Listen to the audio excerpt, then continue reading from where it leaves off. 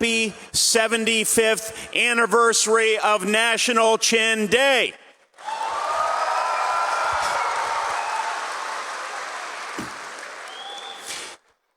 I want to thank the countless Hoosiers who helped make this amazing event possible year after year.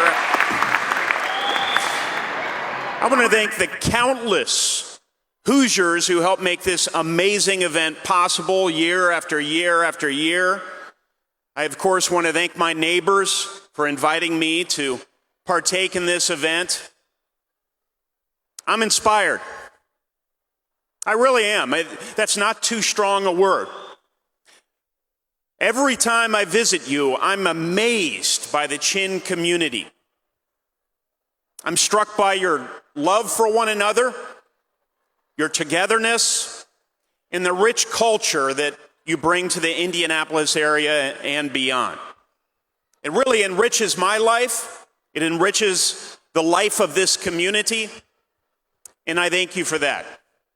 The songs, the dances. I understand there's even a fashion show a bit later, all to joyously celebrate this important day. But even while we celebrate, it's not lost on me that so many of you are reflecting on decades of struggle in Burma. The mixed emotions you might feel, I suspect, peaked just over 2 years ago. February 1st, 2021. Military convoys entered the Burmese capital and overthrew what all of us know is the legitimate government. That coup d'etat came just months after a national democratic election in which the National League for Democracy won more than 80% of the seats in the Burmese parliament.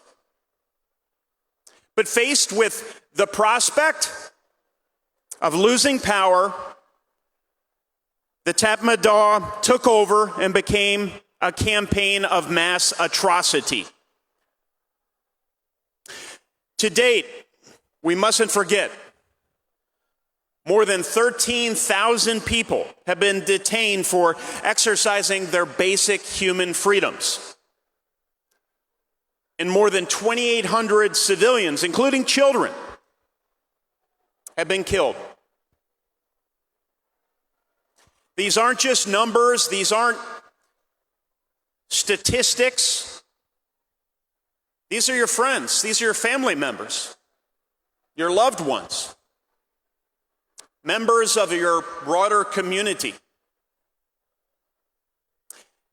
Now, over 17 million people in Burma are in need of humanitarian aid. 1.5 million remain internally displaced due to the ongoing violence and instability fostered by the military. I know for many Americans and many others around the world, this is just a story they may see on the news that doesn't initially make an impact. But for you, it's different.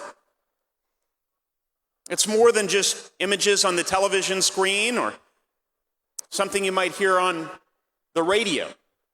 It's personal.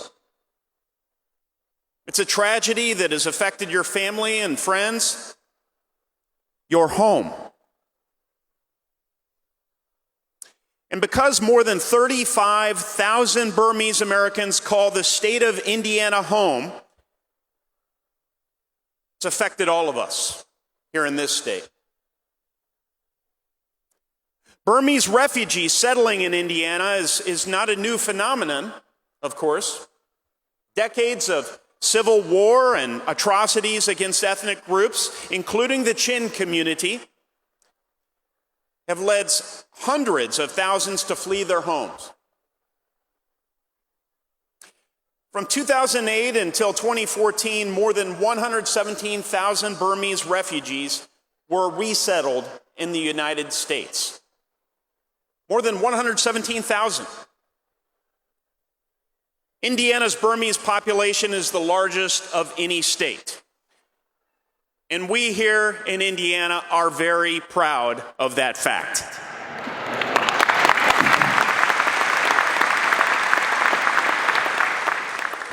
That's right, you've been such a welcome addition to the rich tapestry of this state, to the unfolding history of this state.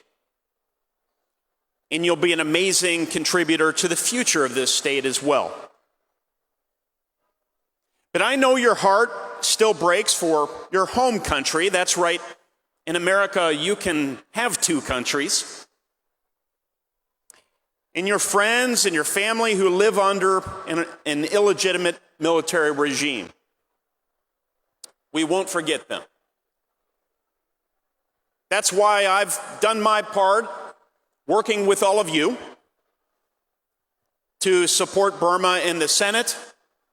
I greatly appreciate the Burma Advocacy Group for doing all it can to enlist myself and a number of my other colleagues in this fight.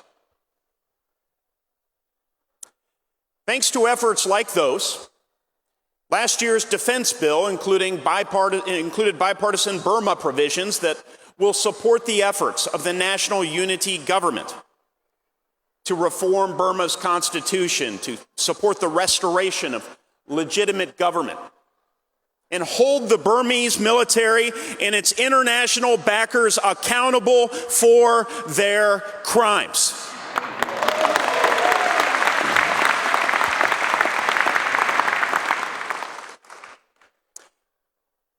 On the second anniversary of the coup, with the council of friends and leaders here today, I introduced a bipartisan resolution in the Senate that reiterated the U.S. government's vehement condemnation of the Tatmadaws' merciless killing and torture of the people of Burma, and pressed our government to continue sanctioning coup leaders. The resolution says in part, quote, "We speak with one voice in calling for the regime to immediately release all political prisoners." While the Tatmadaw plans to hold sham elections this year, this path will never lead to legitimacy in the eyes of the Burmese people or the broader international community, unquote. Let me be clear, fellow Hoosiers, fellow Americans, and those around the world who are attending to these proceedings today. While this coup was a setback in the long march toward a democratic Burma, it will not be the end of the story.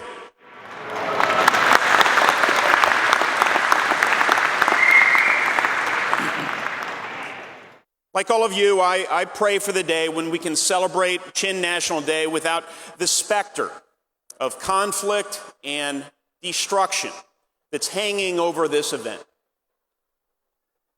I'm proud to stand with the people of Burma, both now in this time of crisis and in the future. Thank you so much for having me here today. I am deeply moved by your invitation. God bless you all. Thank you, Senator Todd Young, for your encouraging remark. And now we would like to welcome Shin Bia on the stage to perform.